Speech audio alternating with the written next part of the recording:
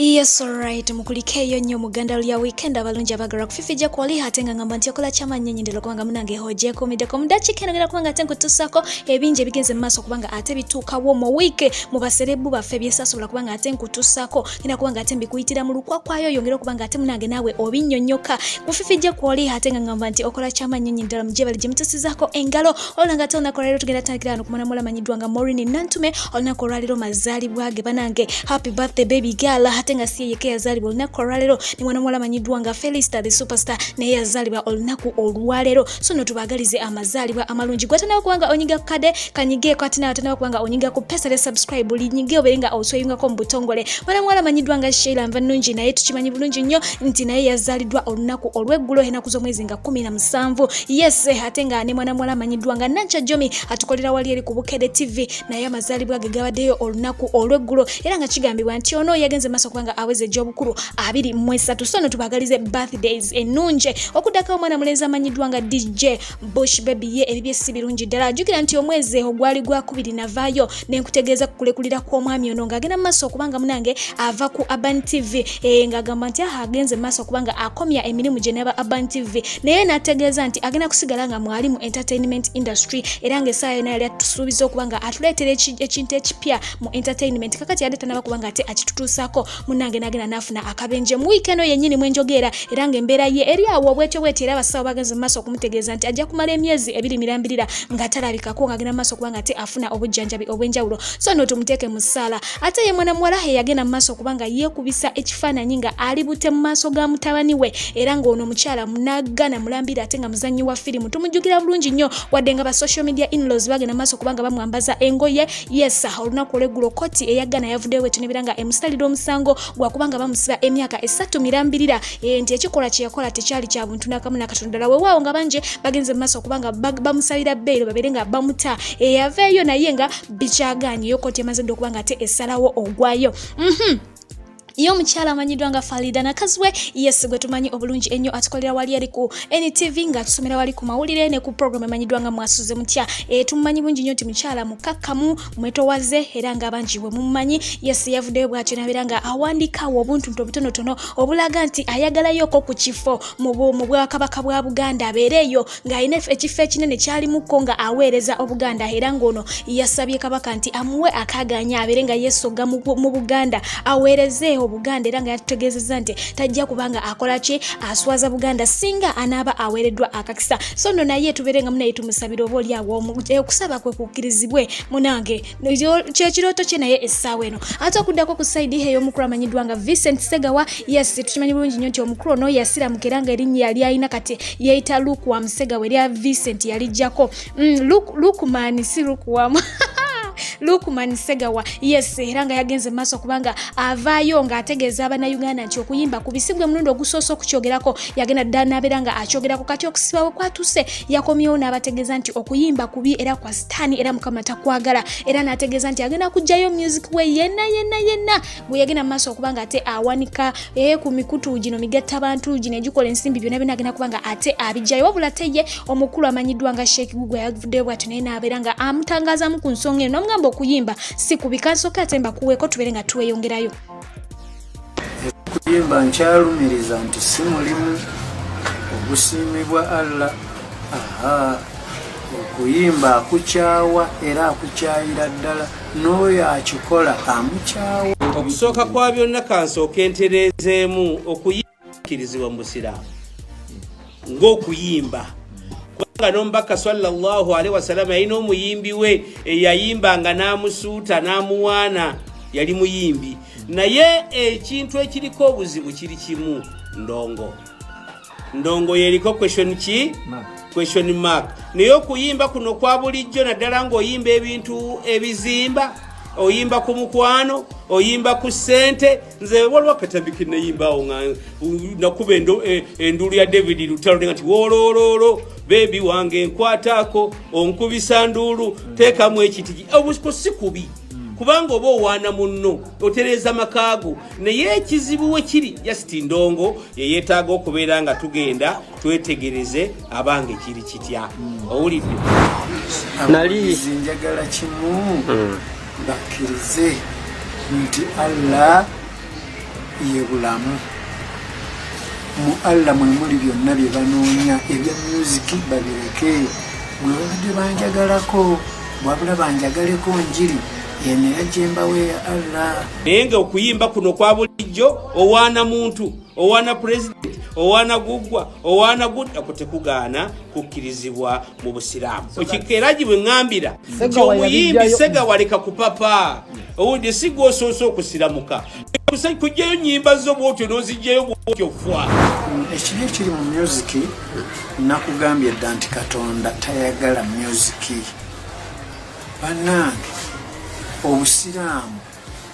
bulungi kubanga bukugoba ku bwonoonefu bwonna naawe fumiitirizaamu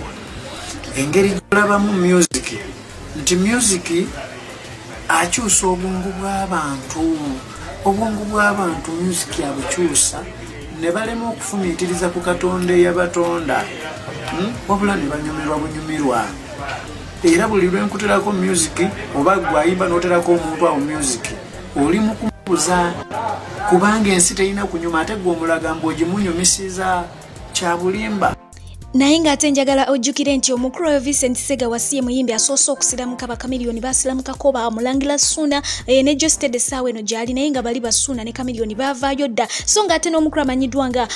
ne Walukaga yavaayo n'atutegeeza nti oyo ajja kubivaamu essaawa yonna naye nga byonna nze kye musaba abeere nga anywerera mu ddiini ye eddiini simbi ey'Obuyisiraamu ddiini zonna nnungi as long as you're believing in God kye kisinga okuba ekikulu okuddako ku mwana muwala amanyiddwa nga Rema Namakula ono yalabiseeko mu interview emu bw'atyo ng'agezaako okwanukula ebigambo by'abanje bigenda mu maaso okubanga bimukonjerwa ku bufumbo bw'okuviira ddala olunaku lwe yagenda mu maaso okubanga ate introducing omukulu amanyiddwa nga Dr. Hamza. Yes, kinajjukira bulungi nnyo nti ono bagenda okumwanjula nga bangi bagamba nti yagenze na lubuto era kwe kwanjula okwo okubanga kupapapapa yagenze kubanga ate munange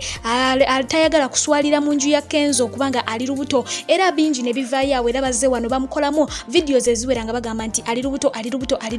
okitegeera naye nga tabangako lubuto kakati noye yavuddeyo ku interview emu n'abategeeza nti mmwe mwakifuna bubi okwanjula abantu abasinga bakukola because of love so si lwakuba nti omuntu agenze kufuna lubuto oba ali lubuto nga mwe mukola ki bwe mukitegeera n'agamba nti omwana wange na Hamza mwe mulinde bulinzi fe we tunava ne tubagamba nti omwana wuno okujjako nga ne Mungu naye akoze ki nga naye asazeewo n'agamba nti amutuwadde tujja kuba nga tubagamba akaseera konna so mubeere mulekerawo okubanga ate mwogera bino nabiri mubeere nga mutuuza nniya muleme kubeera ku pressure naye ng'omwana tujja kuba nga ate tukola ki tusalawo ffe nga ffe tubeere nga tuleeta omwana n'ayongerako n'agamba nti yawulira bingi mu mukwano gwe Namulondo yagenda mu maaso n'amugamba nti yawulira nga bagamba nti Rema yakulira abakyala abagenda mu maaso kubanga bakozesa buno bukawuzo ba family planning n'agamba ebintu ng'ebyo naye ye tebigenda mu maaso kubanga ate bimuli akasite kituufu ye akola ki akimanyi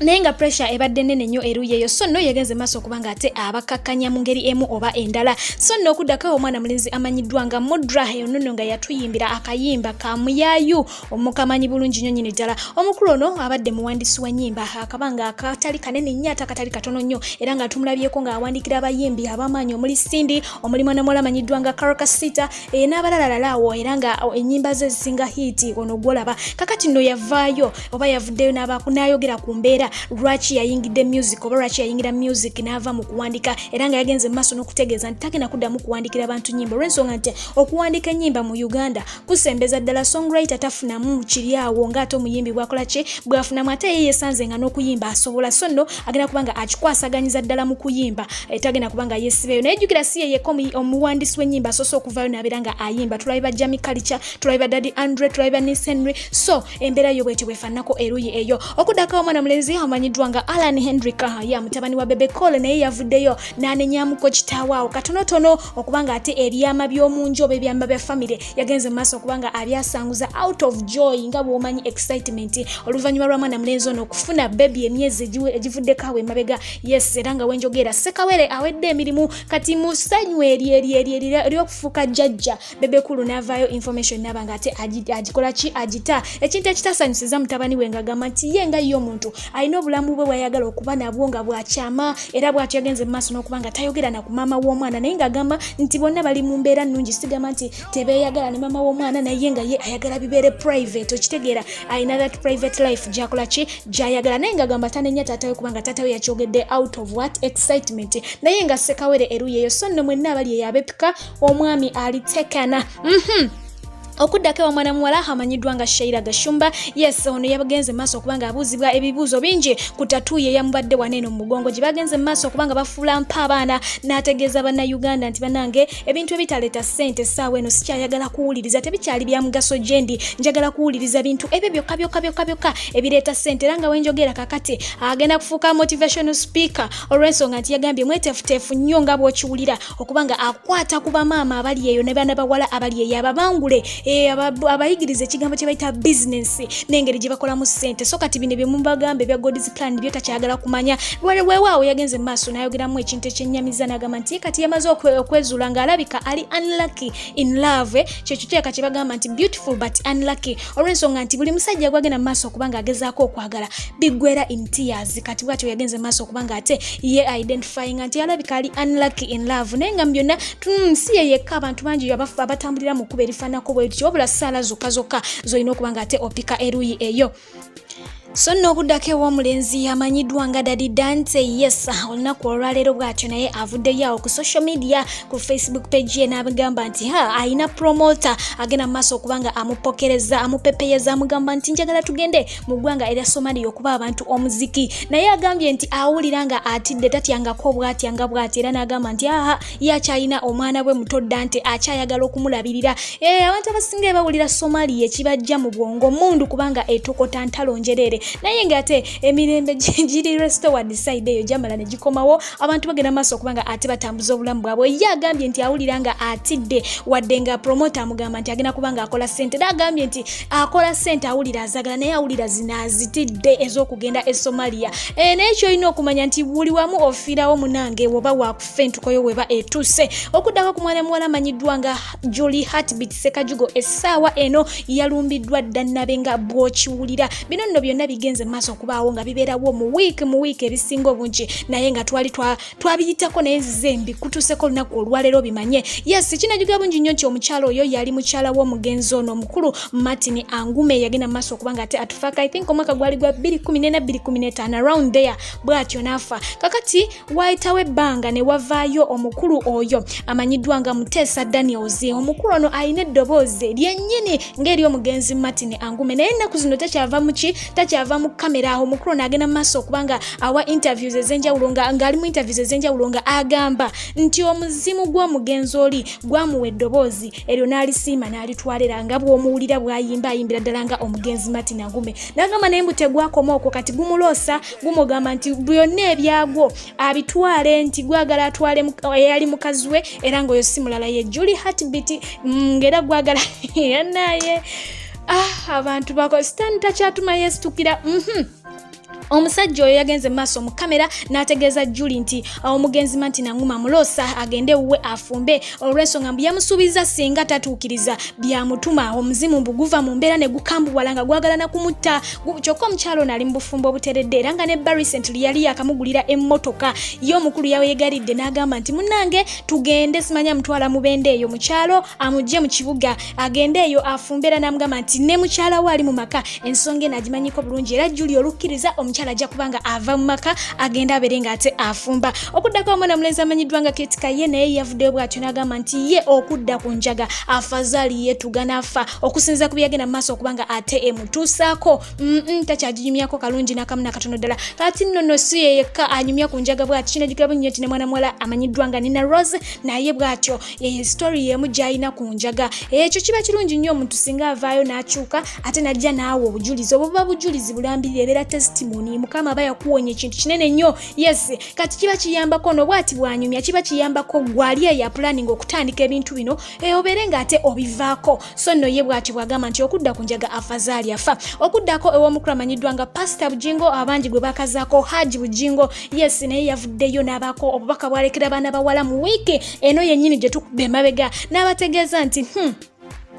omuntu yenna toyina kubanga osalirawo mu busungu, toyina kubanga osalirawo out of excitement olwokuba nti you're so much excited osalewo agamba nti oyina kusooka obeerenga okakkana. Singa osalirawo mu mbeera ezo ez'okuba nga olina obusungu bungi onyize ate ng'oba oli excited nnyo ogenda kumaliriza nga munange osazeewo bubi ate obeerenga otomera. Era ono n'awa n'ensonga ze n'agamba nti kyova olaba abasinga obungi mu bufumbo musalirawo mu busungu ne mumma abasajja bammwe amadwase ekiro mu matumbi. Kati mu kustavinga okwo kungi n'asalawo n'agenda wabweru ayende, era bw'agenda okwenda n'afuna omukyala eyo wabweru n'amutuukako nga munnaye alina ebirungo byonna ewuwota dda. Era n'abategeeza nti mulekere okusalirawo mu busungu, n'abagamba nti ebyo mugenda mu maaso ne mukola bu birthday parties olw'okuba muwezezza emyaka ne mubeera so excited ne mugenda ne mwebaka n'abantu olw'okuba nti oli ku birthday party eyo gye mujja embuto ze muteeyagalidde, gye mufiirwa virginities zammwe, gye mufunira endwadde enkambwe ezitategereka eza STDs. Era n'abategeeza nti birthday yo weba etuuse sigala mu njuyo osigalemu ng'oweebaza Mukama Katonda olw'emyaka egyo gy'akwongeddeko, naye otuule nga weebuuze nti yes emyaka ginneeyongeddeko naye kiki kye nkozeewo mu myaka gyange gino egy'obukulu gye ndiko essaawa eno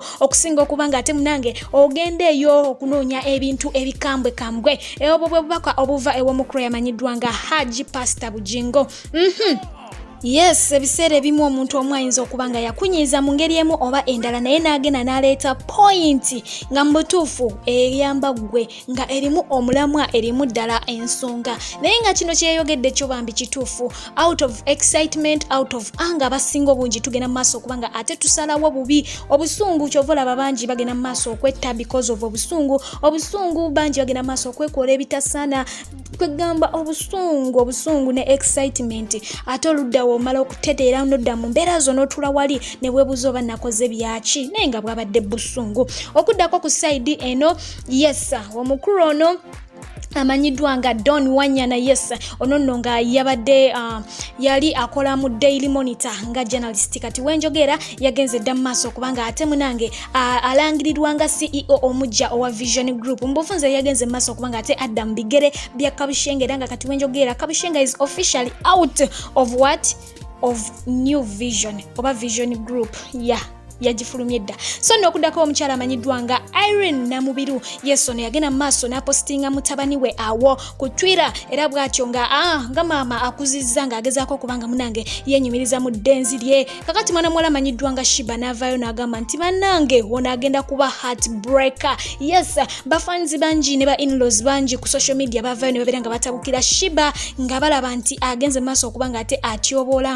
ng'atyoboola eddembe ly'omwana oyo oba mu ngeri ki. Anyways, ezo zaali nsonga za luzungu zezagenda mu maaso kubanga ate ziba confusing abamu, naye ng'ekintu kye yayogera tekyali kibi. Yali agamba nti omwana ono mulungi nnyo, kitegeera kwegamba omuntu okuba nga ali heartbreaking aba mulungi nnyo nga buli ambaka amaaso aba amwegomba bwegomya agamba maama singa olulenzi olwo lwange, maama singa oluwala olwo lwange. Kakati bo abasinga obungi bagenda mu maaso okubanga munange bamutwala tinka ne bagenda mu maaso okumuvuma nga bamugamba era gwe olayika toyina na nabaana, era gwe toyina na mwana, kyova olaba ogenda mu maaso okwogera ebigambo ebifaanako ebityo ku baana b'abanno. Kwegamba bagenda mu maaso okubanga bamugamba ebigambo ebiri so insulting ng'ate tebiwasa nnyo n'akamu n'akatono ddala, naye nga kyonna ekyo kye baayogera bakyogera out of ignorance. Yes, awo weesobodde okuba nga ate nkutuusa olunaku olwaleero munzikirize mbere nga mberekereza naye nga sijja kwerabira Mami Martha Jovita from UK. Thank you so much. Omukyala n'omwami Naalongo ne Saalongo okuva awe Abu Dhabi mwebale nnyo. Joero Jo Mukwano nkwagala byansuso ate nga Robert okuva Ekata webale kubanga ogyekumirako. Jerem Kawesi webale kubaako ate nga naawe omukulu amanyiddwa nga Ani Shakur and Kawaida Rina mwebale kubanga ate mugyekumiddeko. Modo wa Bobby webale kubaako mwena atakumira mpera bankumira musule bulungi mbagala nnyo mweraba.